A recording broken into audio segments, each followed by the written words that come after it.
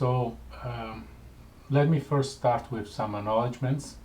I would like to thank Aaron Cheek and Jeremy Johnson for offering me this golden opportunity at the Gebser Conference 2014.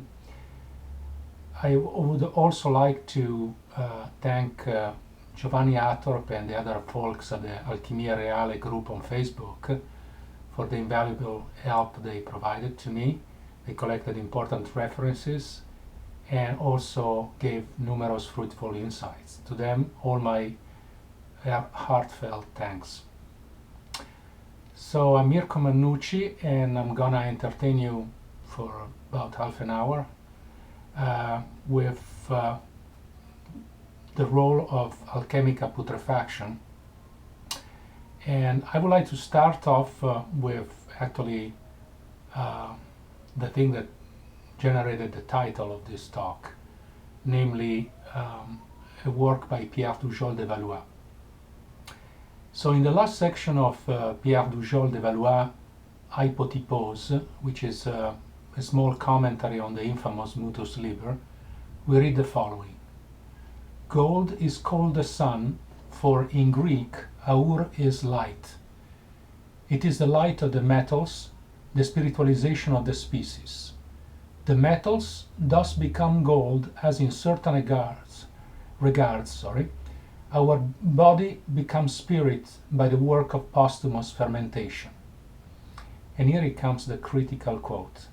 Putrefaction, disgusting and hideous, is nevertheless the prestigious fairy that works all the miracles in the world.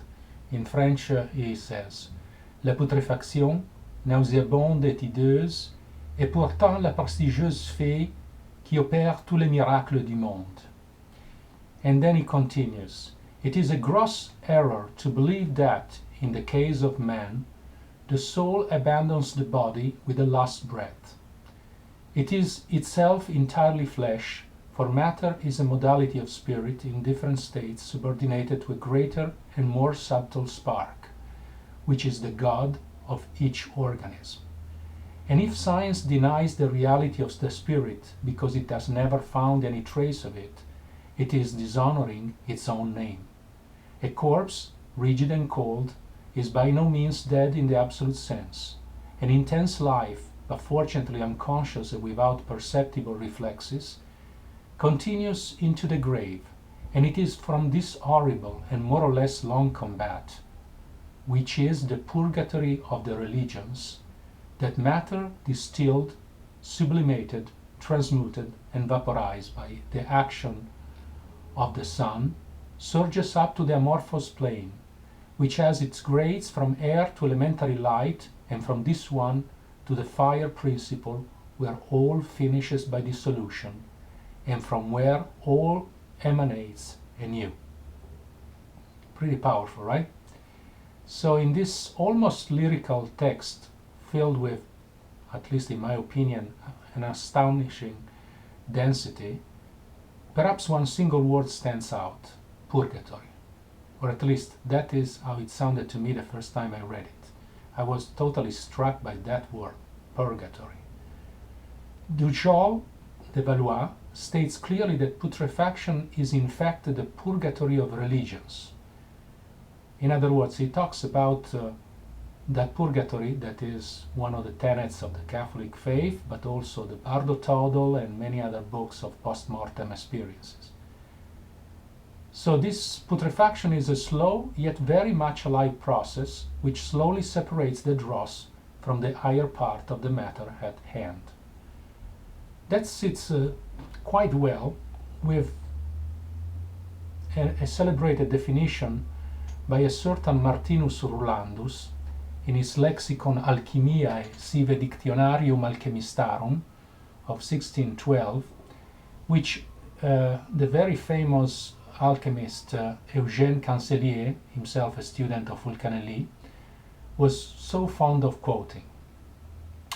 This aphorism says, Alchemia est separatio impuri a substantia puriore, which means alchemy is separation of the impure from a purer substance. This definition is obviously incomplete. It entirely obliterates the coagula step. But it is an excellent compendium of the first part of the alchemical oeuvre, namely the solve gesture. It should be pointed out that Rulandus does not use the term pura, but puriore, which is pure. That is not without meaning. In alchemy, the distinction pure-impure is contextual. The solve, operated by Dujol's theory, separates within the scope of the matter at hand the pure from the less pure. So now we know that that's the main intent of alchemy, and we know, if we believe Dujol's statement, that putrefaction performs the magic. But the question remains, what exactly is this putrefaction after all? How is it effected? And by which means? We need for that the support of the classics to get a bit closer to this elusive theory.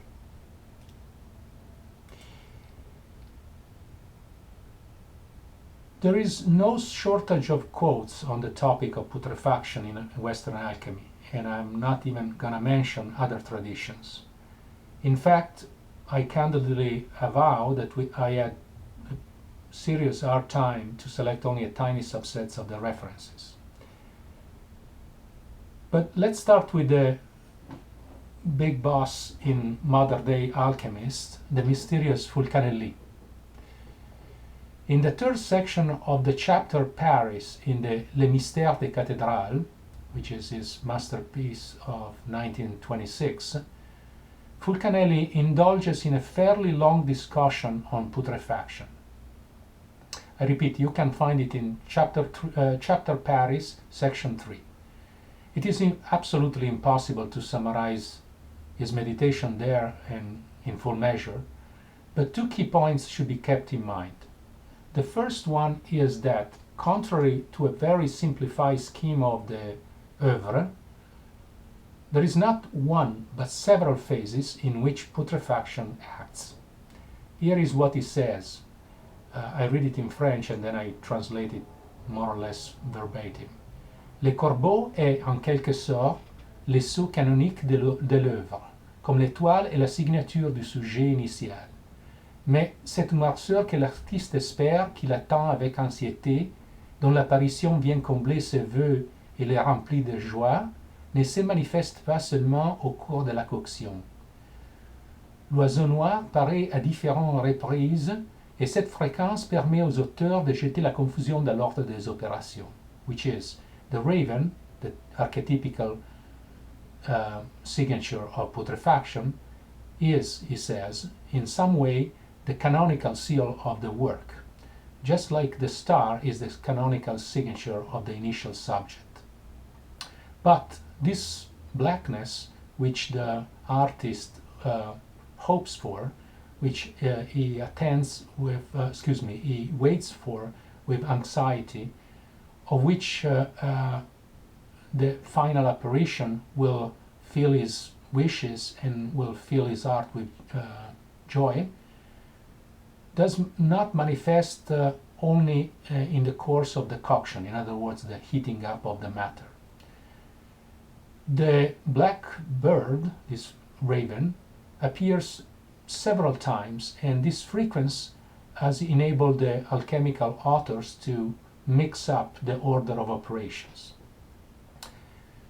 Well, Fulcanelli then goes on to quote Le Breton, who was an alchemical author of a famous book called Les Clés de la Philosophie Spargirique, stating that the black color appears in fact 4 times, giving us an important clue both as to the structure of the oeuvre itself and also on the role of putrefaction in the pivotal changes of the work. This is a quite complicated matter, so for the sake of this little talk, I just say that it suffices to say that for now that putrefaction pops up in every critical step, or to appropriate a modern jargon from thermodynamics, in every phase transition. I leave to you to think, for instance, of Gebser um, figures of collective consciousness, right? Archaic, magic, mythical, logical, and integrated. And think of those as a great work in progress. And so think of the passage from each one to the next as one of these phase transitions. That is where putrefaction appears. But let's go back to Fulcanelli. He also makes another interesting point by quoting a very, very substantial 18th century manuscript, La Clé du Cabinet Hermétique, the key of the hermetical cabinet, which furnish us with the unmistakable footprints of the fairy. I'm not going to quote in its entirety the French text. I just tell you that he mentions that there are some clear signs of the effect of putrefaction by which you can recognize it. For instance, is acidity, but also the stench of the grave. What I will quote, though, is the last paragraph of this Clé du Cabinet. Il says, cette fermentation est fort longue et il faut avoir une grande patience parce qu'elle s'est faite par notre feu secret, qui est le seul agent qui puisse ouvrir, sublimer et putréfier. Which is this fermentation, notice the word fermentation, is very long, and one needs a great patience because she is accomplished by our secret fire, which is this unique agent which can open, sublimate, and putrefy. And here we come to a very important point. Here the anonymous author of the Clé mentions in passing the mysterious agent of putrefaction and indeed of the entire oeuvre, the secret fire, le feu secret. Notice that this fire accomplished three operations, namely it opens the matter, it sublimates the matter, and it putrefies the matter. Also observe its insistence on patience. It seems to suggest that there is no shortcut for putrefaction besides creating the proper milieu. Calcinating matter with a strong external fire is not a valid option for the artist. Then on the same bandwidth, let's say, I would like to quote yet another text, a German one. In fact, it is a Rosicrucian tract of the 18th century, written in German, as I said, which is called Des Hermes Trismegistus Alter Wahrer Naturweg. It was written by an unknown philosopher, and he points out to the hidden religious meaning of putrefaction, which kind of reminds us of what Dujol already said, the purgatory, right? More precisely, it reminds us to the enigmatic theological issue of the resurrection of the bodies, a topic that has been tackled, for instance, by the Apostle St. Paul in his infamous letter to the Corinthians. Here is what des Hermes Trismegistus Naturweg has to say. Der Tod ist die Putrefaktion, die Scheidung des Bösen von Guten, des Reinen von Unreinen, dadurch der neue Leib zum Leben wiedergeboren wird. Denn gleich wie ein Halm aus einem Samenkorn wächst, also kommt aus dem alten Leib durch die Fäulnis ein neuer Leib hervor, nach jedes Eigenschaft und Art. Which is, death is the putrefaction, the separation of the evil from the good, the pure from the impure, through which a new body is born again to life. For as a blade of grass grows from a seed, thus comes from the old body through the rotting a new body out, after each property and type. Remember these last words, after each property and type. So, what is claimed here? the inner connection between putrefaction and generation, nothing short of that, between the dissolution of the old and the rising of the new, is here clearly affirmed. But there is more. The artist, properly speaking, does not create anything at all.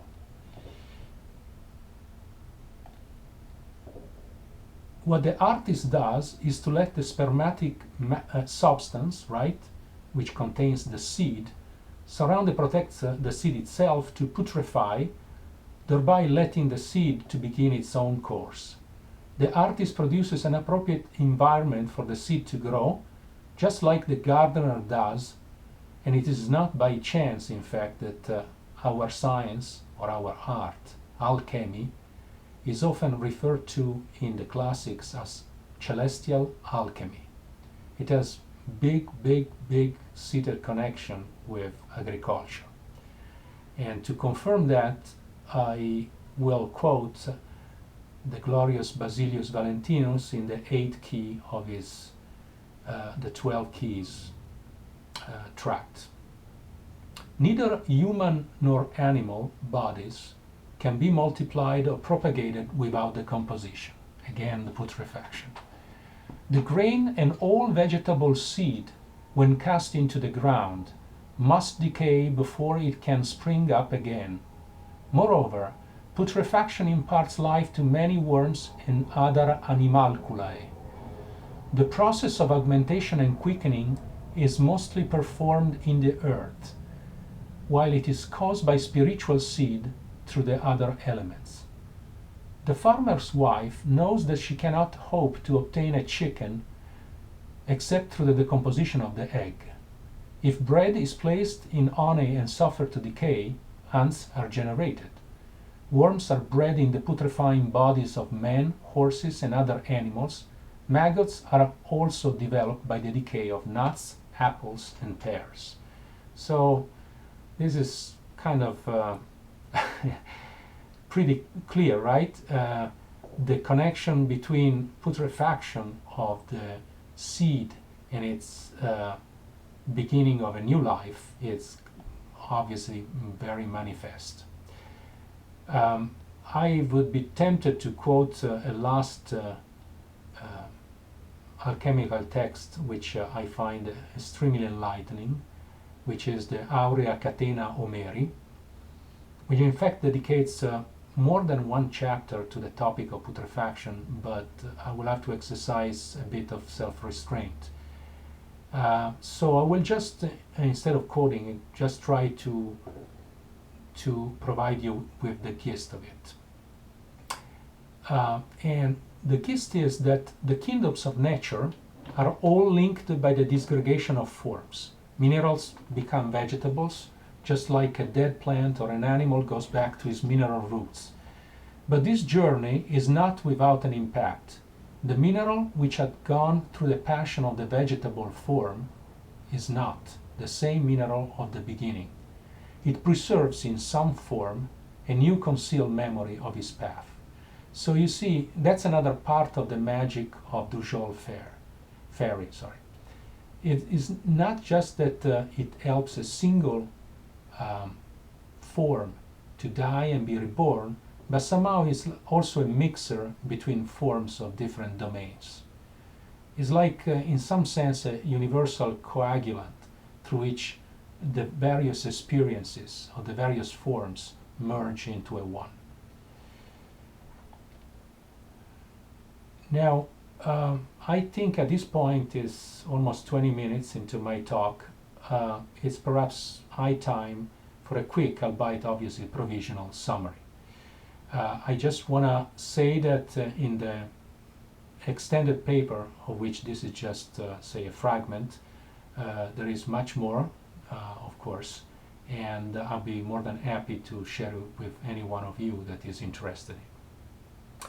But let's see what we have at least very quickly learned so far.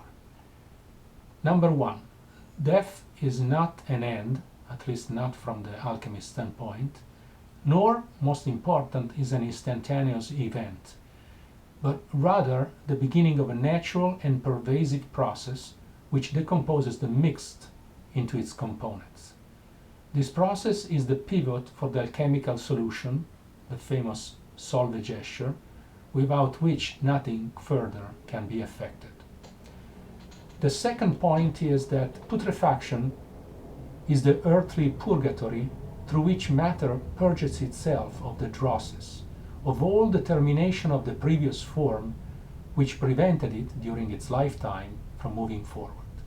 So essentially, without this death, without this disintegration and cleansing, no chance to get something new. The third point is that the velocity and the thoroughness of the process depend on several factors, chiefly on the humidity and the warmth of the milieu. In other words, although this process is, so to speak, self-made, right? The form that represents the corpse of the previous life, right, lives in a milieu, and the way the milieu is affects, at the very least, both the rapidity of this process and also its thoroughness. Now, the artist knows this quite well, and thus it helps it by suitably creating a favorable environment for putrefaction to have her own full course. The fourth point is this: what is the end of this thing? The end of this process is what the alchemists call the residual salt, a matter which works, to use a modern day metaphor, just like a USB drive for the new form to be born. The salt, the little, few grams of ashes that remain from the decomposition of a big life form, right, contains, as it were, the essential information of all the lifetime of the previous form, and can be used, of course, if you know how to do it, to load this information back into the prime matter to create a new, more perfected form, provided that it encounters a proper vehicle for that and the proper conditions. It is thus necessary to hold on to the volatile parts too during the composition affected by putrefaction, which normally, in natural condition, just take off and leave and merge their proper domain according to their density. The alchemist does not throw away anything. And I repeat it. The alchemist does not throw away anything. Even when he throws something away, the dross, or how they call them, the feces, right? It keeps them somewhere because they can be of use. The fifth principle is that there is a natural putrefaction and a philosophical one. Now, alchemists play many times on this vulgar versus philosophical. There is a philosophical fire, there is a philosophical matter, and so there is also a philosophical putrefaction. What is the distinction between these two? Well, the artist never goes against nature. He's not a modern-day scientist. He doesn't get money, to bombard matter with synchrocyclotrons. He always goes along with nature, but he's not a passive contemplator. Instead, it helps her to complete what she has begun. What makes the philosophical putrefaction philosophical is its thoroughness, a level of thoroughness never achieved by nature. It is the complete, and I repeat, complete disaggregation of the form in all its constituents, which is a condition sine qua non for a new, more elevated form to appear. The sixth principle that I think we can evince from our little meditation and reading is that the philosophical putrefaction is effected by means of a very mysterious agent, named the secret fire, which operates inside the matter, at once disintegrating it and animating it.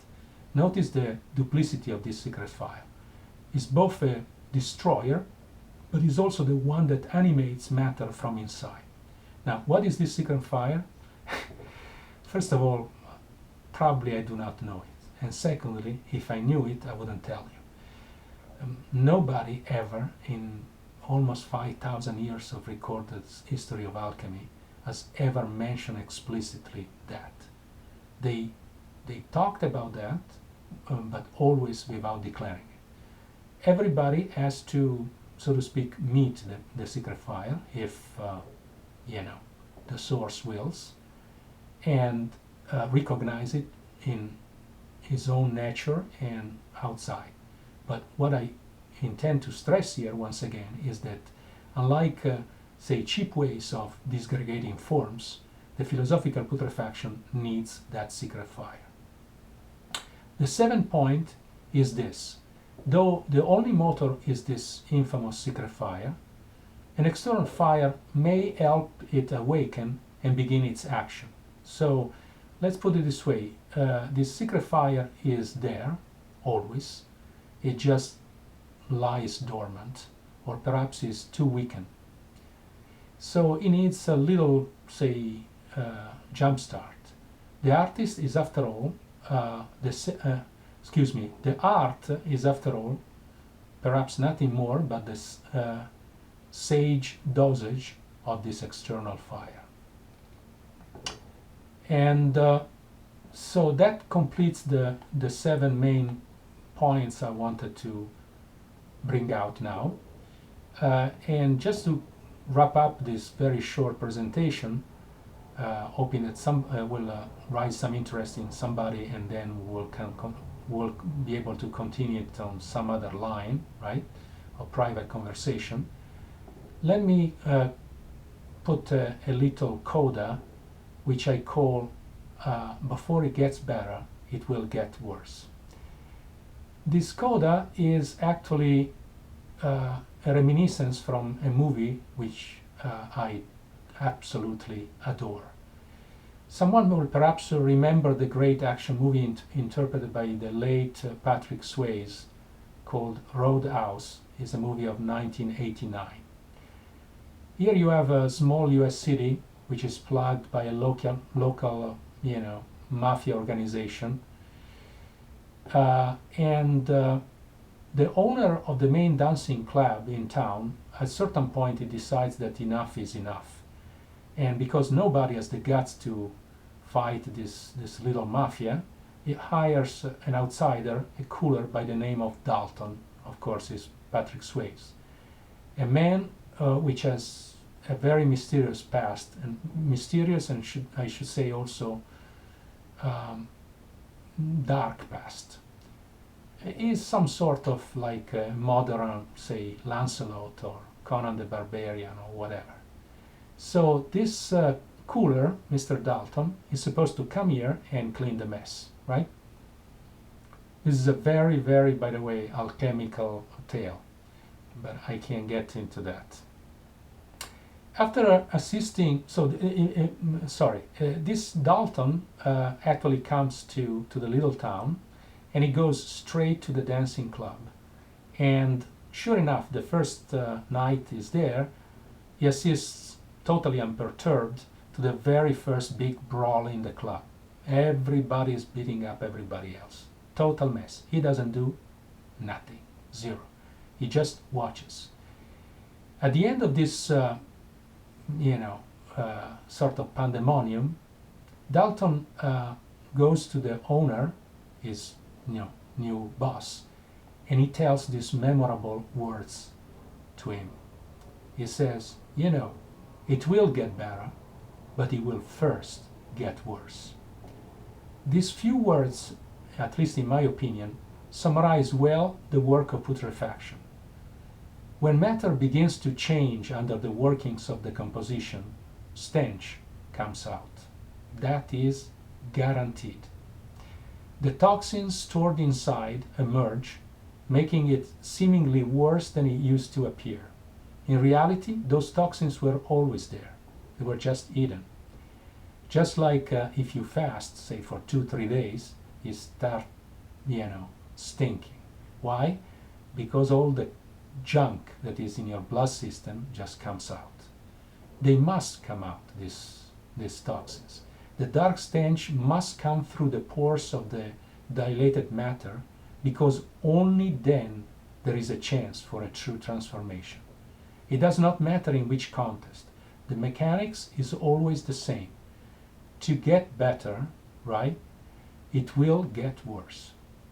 So don't trust, anybody that tells you, kind of new age stories. We wake up in the morning and, we live in paradise. It never happens that way. Every form has to die and has to putrefy. Then, and only then, at the very end of this tunnel, something truly new comes out. Bad news? Kind of. Good news? I think so. So, what can we do? Not overmuch. Quite simply, armed with the knowledge which comes from nature, just look at what happens everywhere in nature, we just wait patiently for the process to unfold. We simply remember the very infamous alchemical maxim, nihil novi sine putrefactione. Nothing new without putrefaction. And that is the end. Thank you all, and I will be obliged to answer any question via email, via phone, and any other means of communication we have in our glorious year. Thanks again.